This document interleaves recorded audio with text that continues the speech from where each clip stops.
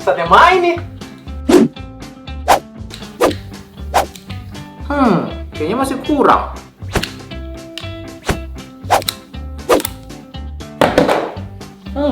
Masih kurang.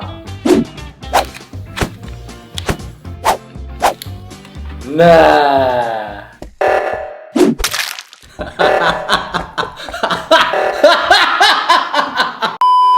Pakai spesifikasi terbaik nggak serta-merta menjadikan suatu smartphone itu menjadi smartphone gaming. Perlu kombinasi antara hardware dan software untuk menjadikan suatu smartphone menjadi smartphone gaming. Nah, ROG Phone 3 itu punya keduanya, Snapdragon 865 Plus dan software ROG. Namun, ketika ditambah dengan aksesorisnya, dia berubah menjadi sesuatu yang spesial.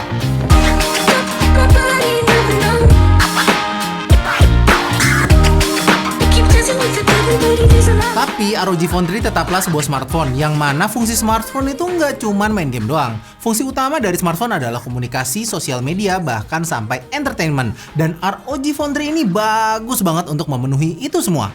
Dia punya layar AMOLED Full HD, support HDR10, 650 nits brightness dikombinasikan sama DTS:X stereo speaker yang bikin nonton di HP ini tuh enak banget ya Dun. Suara yang keluar dari HP ini juga renyah banget, clarity-nya bagus, dan bass-nya juga itu tetap nongol. Hampir mirip kayak Bluetooth speaker. Nggak percaya? Denger aja dah.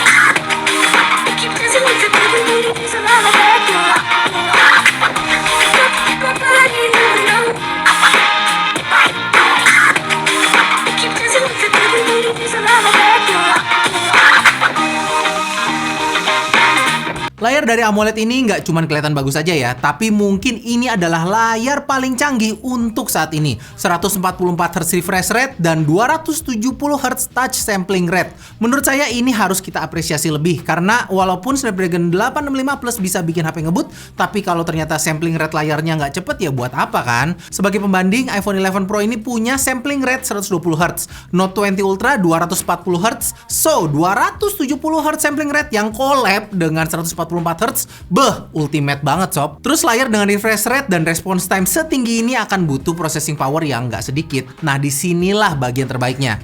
ROG Phone 3 ini pakai SoC mobile paling powerful untuk saat ini, Snapdragon 865 Plus, octa-core 7 nanometer dengan prime core yang punya clock speed 3,1 GHz. Belum ada SoC HP lain yang bisa nembus di atas 3 GHz. GPU-nya juga sekarang diimprove jadi 10% lebih cepat dari versi 865 biasa.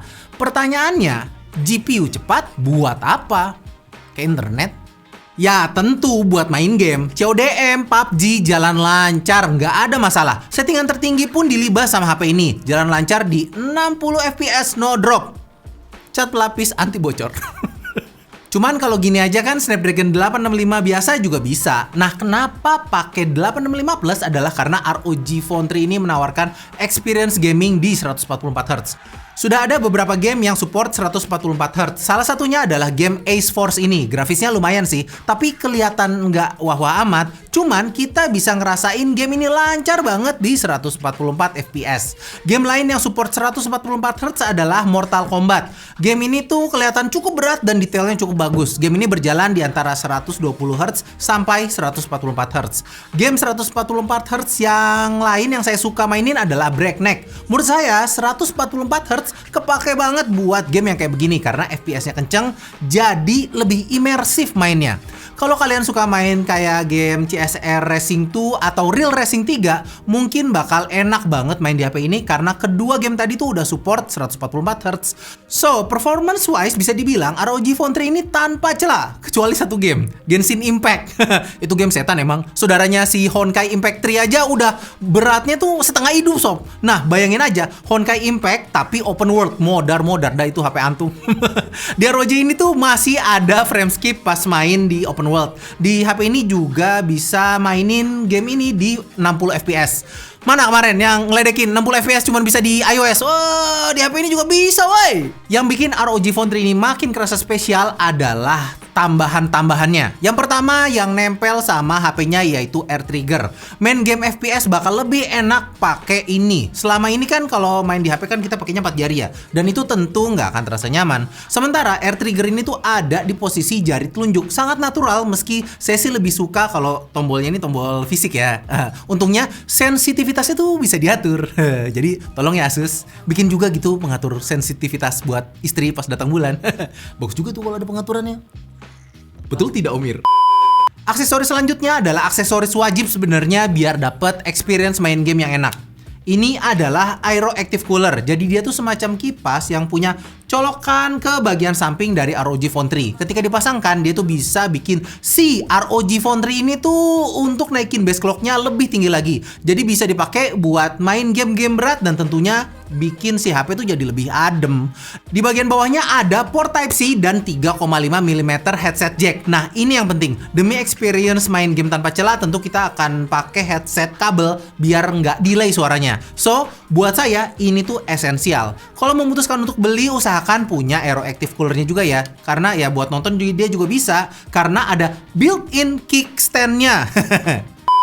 Mau experience gamingnya lebih yahut lagi, tambahin ROG Kunai Gamepad. Ini tuh bisa bikin ROG tuh layaknya Nintendo Switch. Bisa connect via Bluetooth seperti ini, atau bisa pasangin case khusus biar bisa dipakai secara handheld kayak begini. Kalau seperti ini kan dia tuh connect-nya jadi via USB Type-C ya sob, jadi nggak ada delay si controllernya. Personally saya suka banget buat main kayak begini. Mau lebih ultimate lagi? Tambahin Twin View Deck sob. Jadi bisa main game kayak 3DS tapi lebih advance kayak begini. Bisa dikombain juga sama kunai lagi. Jadi nggak ada alasan kalah kalau lagi main Asphalt 9. Petanya tuh udah kelihatan gede di bagian bawah sini. Jadi bisa tahu mana jalur paling efektif. Keren banget kan?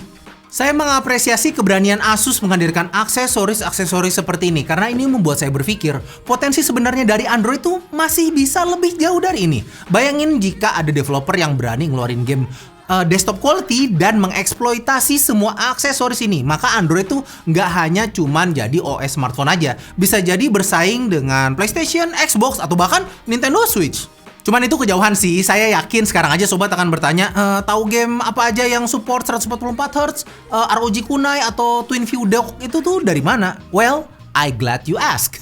Di ROG Phone 3 ini tuh ada aplikasi yang namanya Armoury Crate. Di sini tuh sobat bisa milih game apa yang udah support 144Hz, 120Hz, gamepad, Twin View, dan Air Triggers. Menariknya, udah banyak loh game yang support aksesoris dari Asus ini. Kita nggak bisa memungkiri juga sih kalau ada andil Qualcomm dari hadirnya game-game dengan kualitas grafis layaknya desktop. Seri SoC gaming dari Qualcomm termasuk Snapdragon 865 Plus ini tuh mendukung Snapdragon Elite Gaming. Apa itu Snapdragon Elite Gaming? Well, ini memang jarang banget dibahas dan Qualcomm tuh kayak nggak pernah dapat kredit untuk hal ini. Jadi singkat aja, Snapdragon Elite Gaming ini adalah optimalisasi antara hardware dan software yang Qualcomm lakukan. Contohnya adalah sekarang tampilan game tuh udah support desktop quality karena ada HDR10 dan physical base renderingnya. HDR10 ini memungkinkan output warna hingga 1 miliar warna dengan dynamic range yang luas. Dan itu tuh inline sama ROG Phone 3 ini yang layarnya pakai 1 miliar warna dan support HDR. Terus ada Q-Sync yang menyelaraskan antara refresh rate dengan frame rate pada game. Terus ada Qualcomm aptX adaptif, jadi meskipun pakai teknologi wireless, suaranya tuh tetap sinkron pas main. Game Smoother juga ada buat ngurangin jank and stutter. Game Color Plus 2.0 dan drivernya juga akan diupdate agar bisa terus mengikuti penambahan fitur dan optimalisasi overtime. Update-nya juga langsung dari Play Store ya. Saat ini belum ada loh yang kayak Qualcomm. Mereka juga bekerja sama dengan developer game kayak Lineage, PUBG, Fortnite agar game-gamenya tuh bisa mengeksploitasi hardware dan software dari Qualcomm.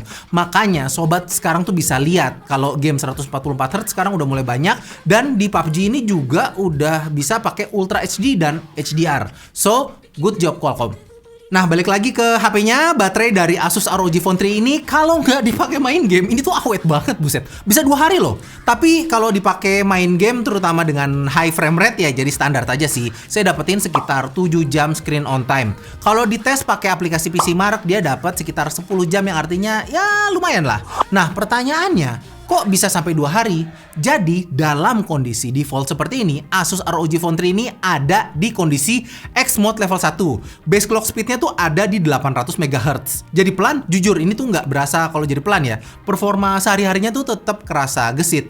Nah, kalau mau main game tinggal remes aja. X Mode di Asus ini tuh naik ke level 2. Base clock speednya tuh di 2 GHz. Nah, di kondisi ini tuh siap untuk dipakai main game. Kalau ditambahin sama Aero Active Cooler, dia tuh naik ke X Mode level 3. Base clocknya jadi 2,8 GHz dan nggak akan kepanasan walau diajak main game 144 Hz. Ketika diremas ini tuh juga ada animasi dari tema bawaannya ya. Walau saya sebenarnya kurang suka dengan icon-iconnya dan warna di wallpapernya, kesannya tuh kayak rame banget gitu. Tapi saya nggak mau ganti UI-nya karena ini tuh keren banget dan terlihat jadi kayak satu kesatuan. Dan ini yang saya suka dari Asus ROG Phone 3 ini.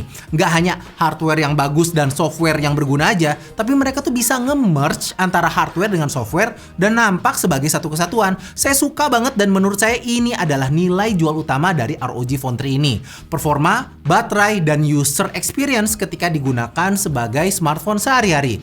So, apakah ROG Phone 3 ini perfect? Nope, dia tuh kurang di satu sektor dan kayaknya emang sengaja untuk nggak jadi prioritas. Kalau kalian udah bisa nebak sektor itu adalah sektor kamera, yap, Anda benar. Bukannya jelek ya, kalau siang-siang mah bagus, cukup detail dan HDR-nya tuh ya oke lah. Tapi setup triple kamera tanpa tele dan salah satu kameranya adalah lensa makro 5 megapiksel emang kayak ngasih tahu kalau jaduh, jangan berharap banyak sama kamera gue, bos. Low light-nya tuh ya kayak begini. Ultra wide-nya juga, well, enggak spesial. Ngerekam video bisa sampai resolusi 8K, which is awesome. Dia tuh maksimalin betul ISP Qualcomm Spectra 480 yang memang udah support 8K. Cuman kadang ada frame yang kelongkap ya. Ini kadang aja loh ya, nggak selalu. Saran saya sih rekamnya di 4K aja, lebih reliable. Dan udah di situ doang keluhan saya, kamera aja. Kameranya nggak jelek, tapi tentu ini bukan kamera smartphone di harga 10 jutaan ke atas. Sisanya saya suka. Desainnya, material frame logamnya, bagian belakang kaca yang ada logo ROG yang berguna sebagai notifikasi juga, NFC, pokoknya sisanya yang nggak saya bahas, saya suka semua. Kalau ditanya improvement apa yang bisa saya tambah, saya akan minta tombol fisik buat masuk ke game mode. Itu aja ya. Karena kalau di ROG ini nggak ada ruang terpisahnya. Biar nggak kepencet home pas lagi main game sih, ada opsinya buat matiin sih. Cuman lagi-lagi menurut saya enakan kalau pakai slider fisik. So, apakah ini layak untuk dibeli? Yes, banget. Kalau mau nyari smartphone gaming, menurut saya ini layak banget buat dibeli. Harganya juga oke menurut saya, termasuk oke untuk varian yang paling murahnya. Apalagi SoC-nya Snapdragon 865 Plus udah paling top saat ini. 256GB masih cukup buat saya. Tinggal tambah Aero Active Cooler aja untuk memaksimalkan potensi dari ROG Phone 3 ini. Tapi gimana pendapat kalian? Bagus nggak HP-nya? Atau mungkin kurang bagus? Saya mau banget dengar pendapat kalian. Jadi tulis aja di kolom deskripsi di bawah. Bukan kolom deskripsi, kalian nggak bisa nulis di kolom deskripsi. Itu bagian saya, di kolom komentar. Di sini kan Moldy out.